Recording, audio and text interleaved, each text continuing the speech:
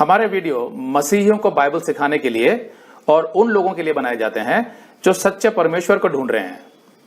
किसी अन्य धर्म की आलोचना करना या उसके अनुयायियों का अपमान करना हमारा उद्देश्य बिल्कुल नहीं है। लेकिन कई क्षेत्रों में बाइबल की शिक्षाएं अन्य धर्मों के साथ मेल नहीं खाती। इसलिए अगर किसी को बाइबल की शिक्षाओं से ठेस पहुंचती हो तो कृपया हमारे वीडियो ना देखें। तो आज का शीर्षक है, शैतान को किसने बनाया? क्या लूसीफर और शैतान अलग अलग हैं? आपने कई बार देखा होगा या सुना होगा कि जब भी कोई बच्चा शरारत करता है और अपनी माँ को तंग करता है तो उसकी माँ गुस्से में कह देती है, शैतान कहीं का। लेकिन आमतौर पर कोई माँ ये नहीं सोचती कि यह शब्द शैतान आया कहाँ से है, इसका अर्थ क्या है, क्या यह किसी का नाम है, क्या यह कोई व्यक्ति है इत्यादि। तो मैं आपको बता देता हूं कि शैतान शब्द बाइबल में से आया है, अंग्रेजी में सेटन। बहुत से लोग सोचते हैं कि शैतान केवल एक बुरी शक्ति है, एन इविल फोर्स। लेकिन बाइबल सिखाती है कि शैतान एक व्यक्ति है, ना कि केवल एक शक्ति। He is a person. शैतान का एक व्यक्तित्व है, एक शख्सियत, अ पर्सनालिटी। उसकी अपनी इच्छा शक्ति है, ही हैज अ विल। लेकिन क्या शैतान के बारे में जानना जरूरी है? हाँ, बिल्कुल जरूरी है। लेकिन क्यों जरूरी है? क्योंकि बाइबल सिखाती है कि शैतान विरोधी है, ही इज एन एडवर्सरी। लेकिन किसका विरोधी? शैतान परमेश्वर का भी विरोधी है और मनुष्य का भी। परमेश्वर मनुष्य से बहुत प्रेम करता है और उसका उद्धार करना चाहता है। अब क्योंकि शैतान परमेश्वर का विरोधी है, इसलिए वो मनुष्य का नाश करके परमेश्वर को दुख पहुंचाना चाहता है। इसीलिए पहला पत्रस 5:8 कहता है, सचेत हो और जागते रहो, क्योंकि तुम्हारा विरोधी शैतान गरजने वाले सिंह की नाई इस खोज में रहता है कि किसको फाड़ खाए। तो शैतान हमारा विरोधी है, अर्थात हमारा शत्रु है।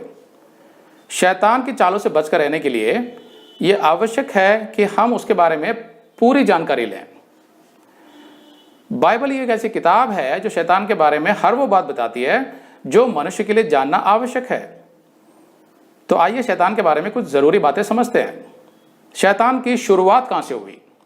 कभी कभी लोग पूछते हैं कि परमेश्वर ने दुष्ट शैतान को बनाया ही क्यों? लेकिन बाइबल सिखाती है कि परमेश्वर कभी भी कोई बुरी चीज नहीं बनाता।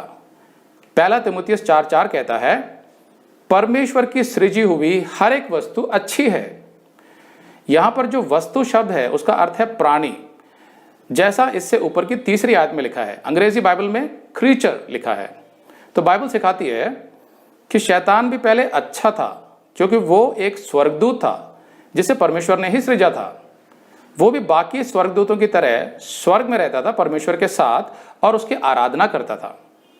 सभी स्वर्गदूतों को परमेश्वर ने पृथ्वी की सृष्टि से पहले सृजा था, क्योंकि अय्यूब 38:6-7 बताता है कि जब परमेश्वर सृष्टि कर रहा था तो स्वर्गदूत आनंदित होकर गा रहे थे। एक समय के बाद उस स्वर्गदूत के मन में अहंकार आ गया कि क्यों ना मैं परमेश्वर से भी ऊंचा उठ जाऊं।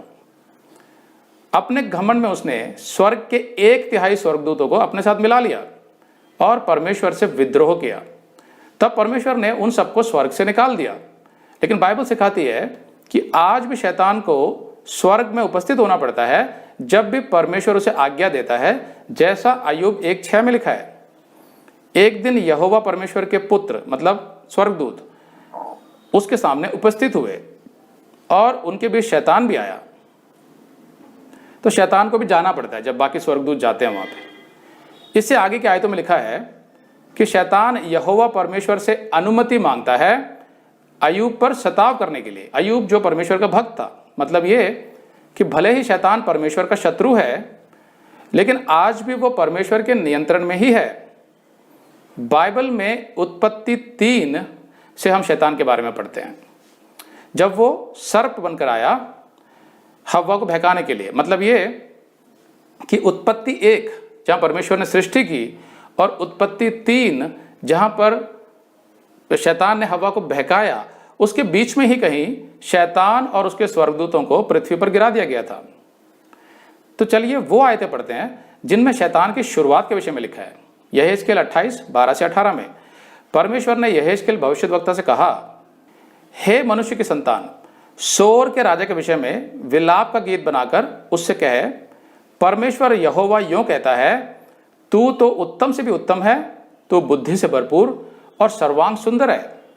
तो सुनने में ऐसा लगता है कि ये आयत सोर के राजा के विषय में कह रही है, लेकिन सोर का राजा अत्यंत दुष्ट था और मूर्ति पूजक था।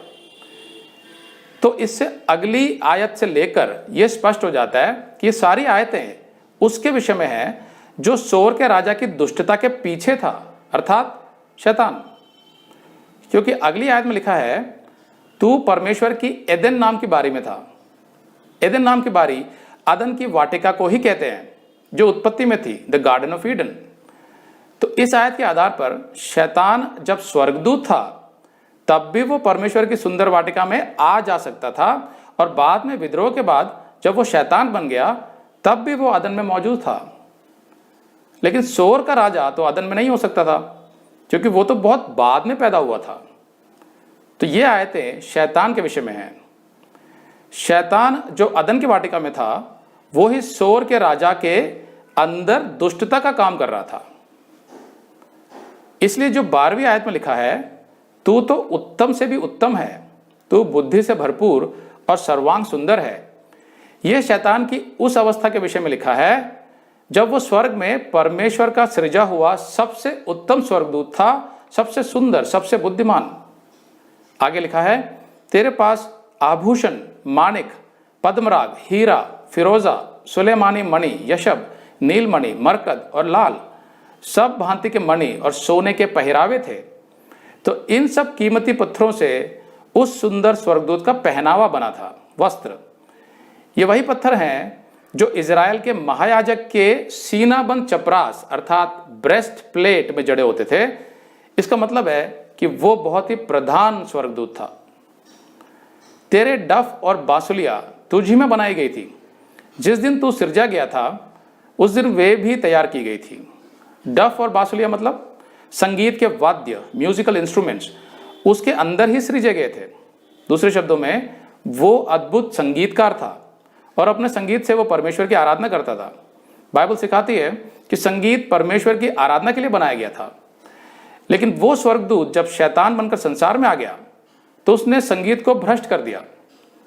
उसने मनुष्यों का मन लुभाने के लिए ना केवल संगीत को सांसारिक बना दिया, बल्कि धीरे धीरे उसमें अश्लीलता भी ले आया। आज का रॉक म्यूजिक, फिल्मी गाने, म्यूजिक एल्बम्स इत्यादि के बोल अर्थात लिरिक्स अगर आप सुने तो स्पष्ट हो जाता है कि शैतान किस तरह अपने संगीत के माध्यम से पूरी मानव जाति को सच्चे परमेश्वर से दूर ले जा रहा है। लेकिन संगीत अपने आप में बुरा नहीं है, क्योंकि उसे तो परमेश्वर ने बनाया था। तो ऐसे भी लोग हैं जो संगीत को परमेश्वर की आराधना और मानव कल्याण के लिए इस्तेमाल करते हैं। लेकिन फिर भी संगीत पर शैतान का प्रभाव ही ज्यादा देखने को मिलता है आज के जमाने में, क्योंकि वो सबसे बड़ा संगीतकार बनाया गया था। तो आगे लिखा है, तू छाने वाला अभिषिक्त करूब था। मैंने तुझे ऐसा ठहराया कि तू परमेश्वर के पवित्र पर्वत पर रहता था। अब जाहिर है कि सोर का राजा तो परमेश्वर के पवित्र पर्वत अर्थात स्वर्ग में नहीं हो सकता। तो यह शैतान के विषय में लिखा हुआ है। आगे, तू आग सरीखे चमकने वाले मणियों के बीच चलता फिरता था। दो प्रकार के स्वर्गदूत होते हैं, एक सराफ, दूसरा करूब।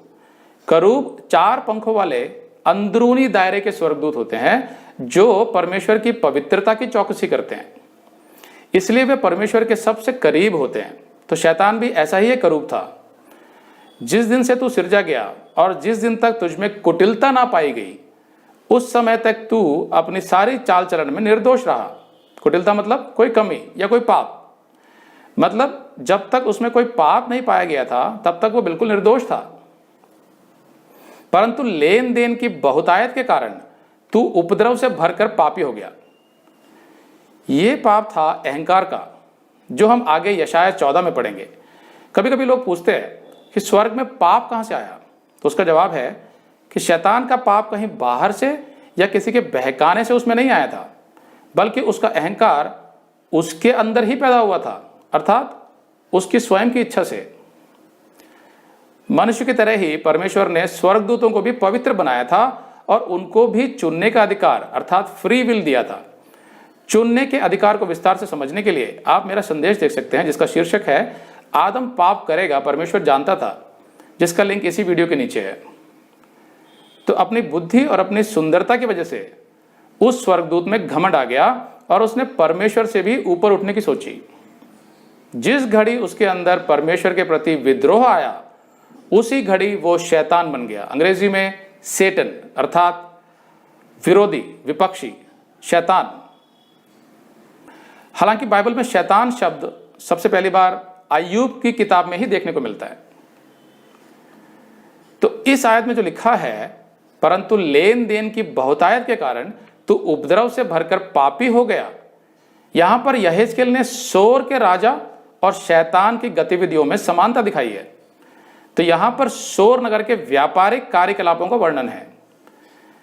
यहां पर जो लेन देन का इब्रानी शब्द है वो है राकाल, जिसका मतलब है एक से दूसरे के पास चक्कर लगाना।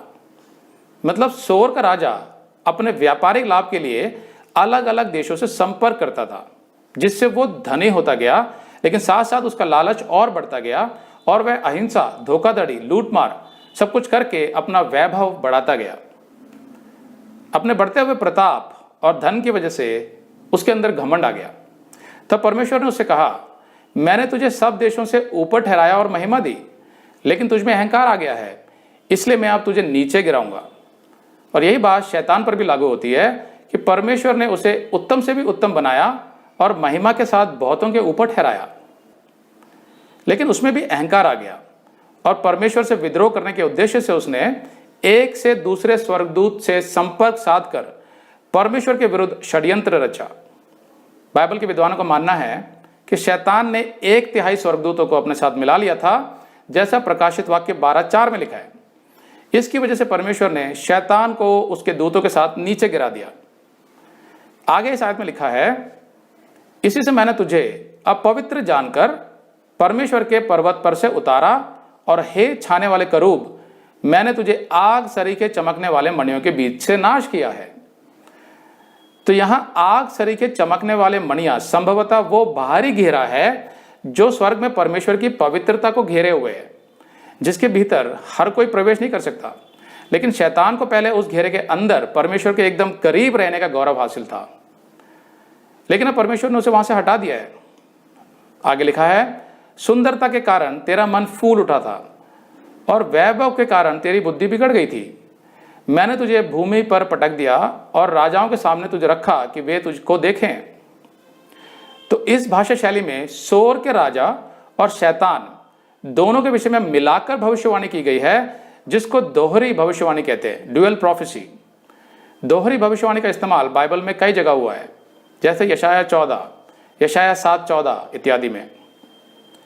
तेरे अधर्म के कामों की बहुतायत से और तेरे लेन देन की कुटिलता से तेरे पवित्र स्थान अपवित्र हो गए, सो मैंने तुझमें से ऐसी आग उत्पन्न की जिससे तू भस्म हुआ और मैंने तुझे सब देखने वालों के सामने भूमि पर भस्म कर डाला।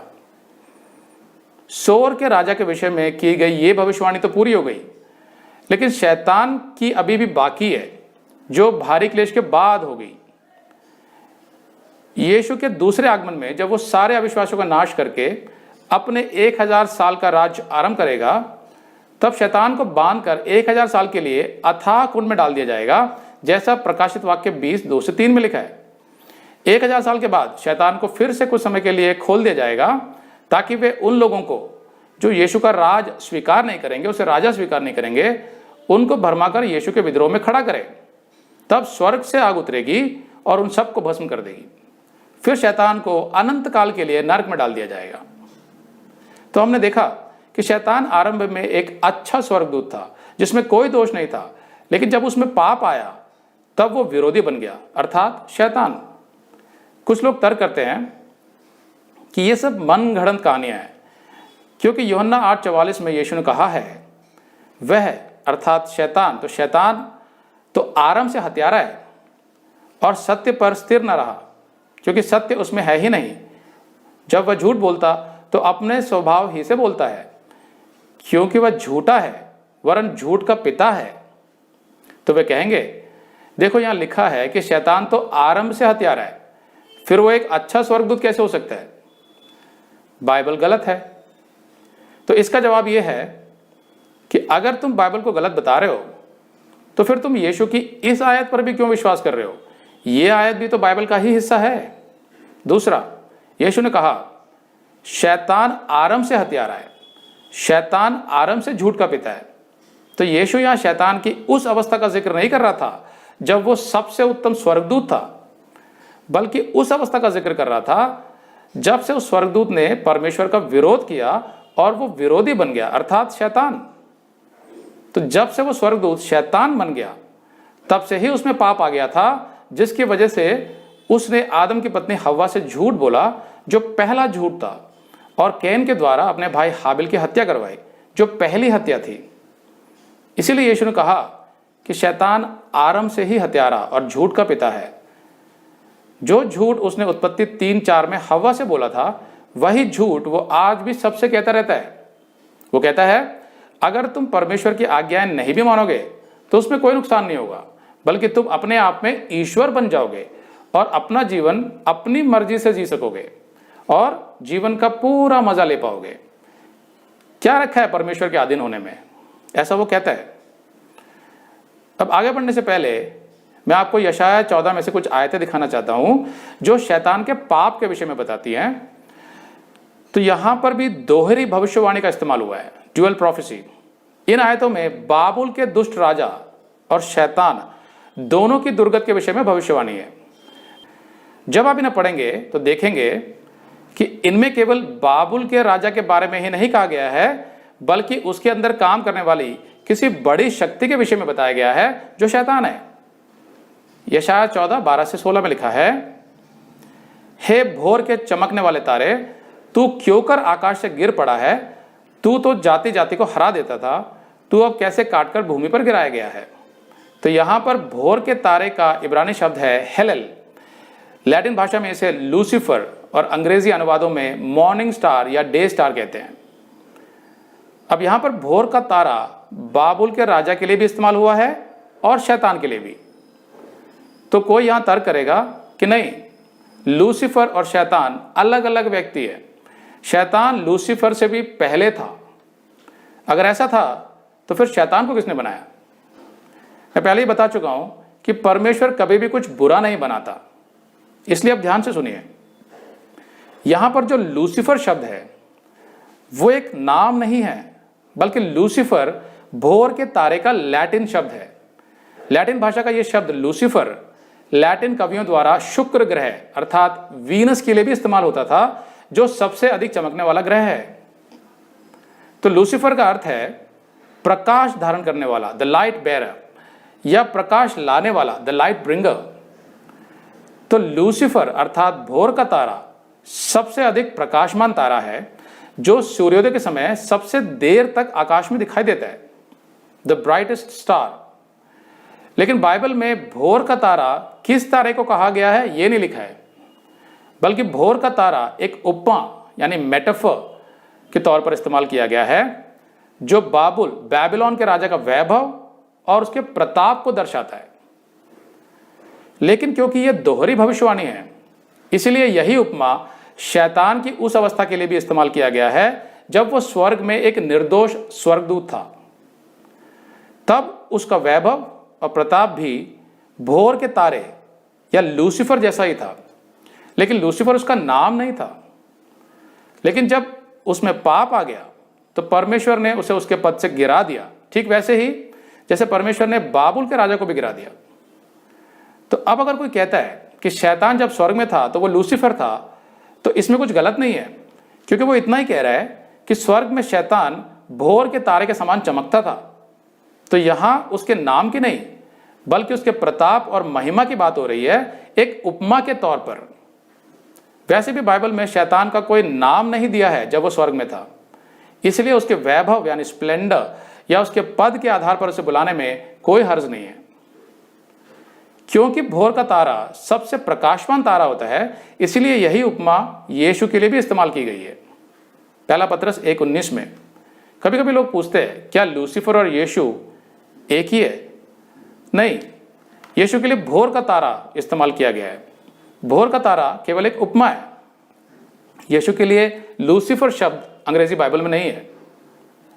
पहला पत्रस 1:19, यीशु एक दिया है जो अंधियारे स्थान में उस समय तक प्रकाश देता रहता है जब तक कि पौ न फटे और भोर का तारा तुम्हारे हृदयों में ना चमक उठे।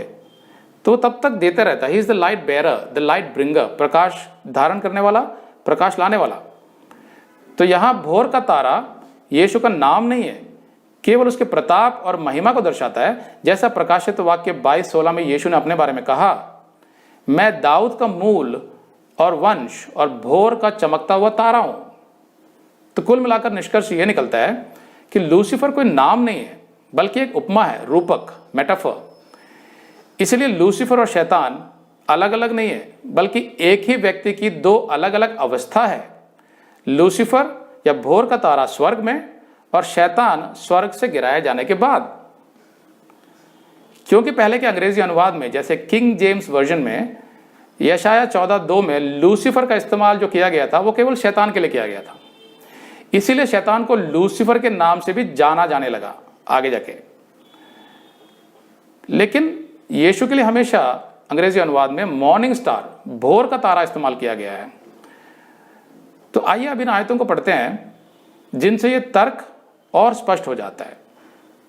यशाया 14:13, तू मन में कहता तो था कि मैं स्वर्ग पर चढ़ूंगा, मैं अपने सिंहासन को ईश्वर के तारागण से अधिक ऊंचा करूंगा और उत्तर दिशा के छोर पर सभा के पर्वत पर विराजूंगा।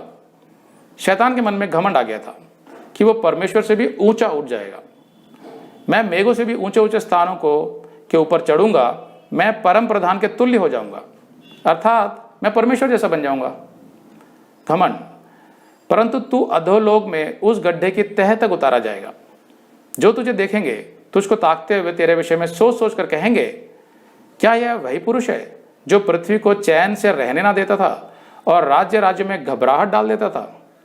तो यह आयत बाबुल के राजा और शैतान दोनों की दुर्गत के विषय में बताती है।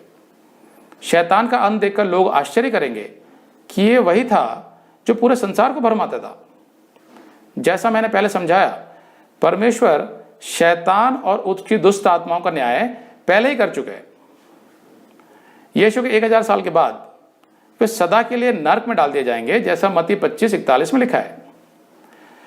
अब कुछ लोग जो बाइबल को नहीं मानते वे यहां पर कहेंगे कि जो स्वर्गदूत स्वर्ग से गिराए गए थे उन्हें तो परमेश्वर ने नरक में अंधेरे कुंडों में बंद करके रखा है, जैसा 2 पत्रस 2:4 में लिखा है।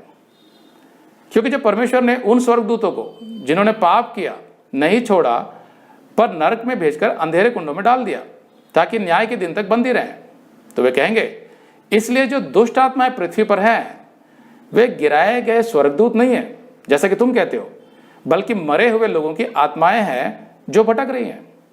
दूसरे धर्म के लोग ऐसा बोलते हैं, लेकिन ये सच नहीं है, क्योंकि इसकी अगली आयत इस आयत का संदर्भ यानी कॉन्टेक्स्ट बताती है कि ये कौन से स्वर्गदूत थे।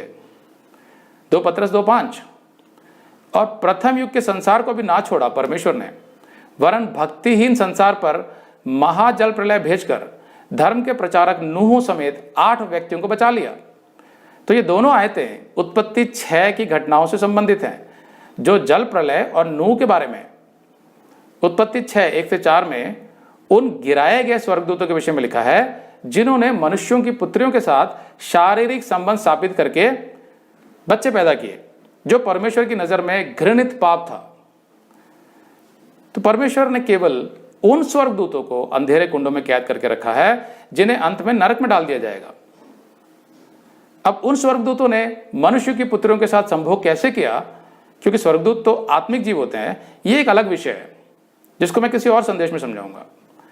लेकिन सोचने की बात यह है कि अगर सारे गिराए गए स्वर्गदूत अंधेरे कुंड में कैद हैं तो फिर शैतान बाहर क्यों है? आखिर शैतान भी तो एक गिराया हुआ स्वर्गदूत है, क्योंकि बाइबल सिखाती है अय्यूब 1:6 में शैतान परमेश्वर के सामने उपस्थित हुआ। मत्ती 4:1-11 में शैतान यीशु को प्रलोभित करता है, उसकी परीक्षा लेता है। लूका 22:3 में शैतान यहूदा के अंदर घुस जाता है। प्रकाशित वाक्य 20:10 में स्पष्ट रूप से ये लिखा है कि शैतान को तो यीशु के 1000 साल के राज के बाद ही आग की झील में डाला जाएगा, पर अभी तो वो बाहर है। अगर कोई कहता है कि पृथ्वी पर जो दुष्ट आत्माएं हैं वे स्वर्ग से गिराए गए स्वर्गदूत नहीं बल्कि मरे हुए लोगों की भटकती आत्माएं हैं, तो सवाल यह उठता है कि बाइबल में वे यीशु को कैसे पहचान लेती थी और उससे डरती क्यों थी? क्योंकि वे गिराए हुए स्वर्गदूत थे और वे जानते थे कि यीशु परमेश्वर है और यीशु उन्हें अथाह कुंड में डाल सकता है, उसमें सामर्थ्य है। लूका 8:28 में जब यीशु एक मनुष्य के अंदर से दुष्ट आत्मा को निकाल रहा था तो वे दुष्ट आत्माएं यीशु से चिल्लाकर कहती हैं, हे परम प्रधान परमेश्वर के पुत्र यीशु, मुझे तुझसे क्या काम, मैं तेरी विनती करता हूं मुझे पीड़ा ना दे। और उन्होंने उससे विनती की कि हमें अथाह गड्ढे में जाने की आज्ञा ना दे। ये उसी अथाह गड्ढे की बात कर रहे थे जिसमें उत्पत्ति 6 के पापी स्वर्गदूत कैद हैं, जो बहुत भयानक पीड़ा देने वाली जगह है, इसीलिए तो वे डर रहे थे। निस्संदेह ये दुष्ट आत्माएं गिराए हुए स्वर्गदूत ही हैं और शैतान उनका सरदार है, जैसा मत्ती 12:24 में लिखा है।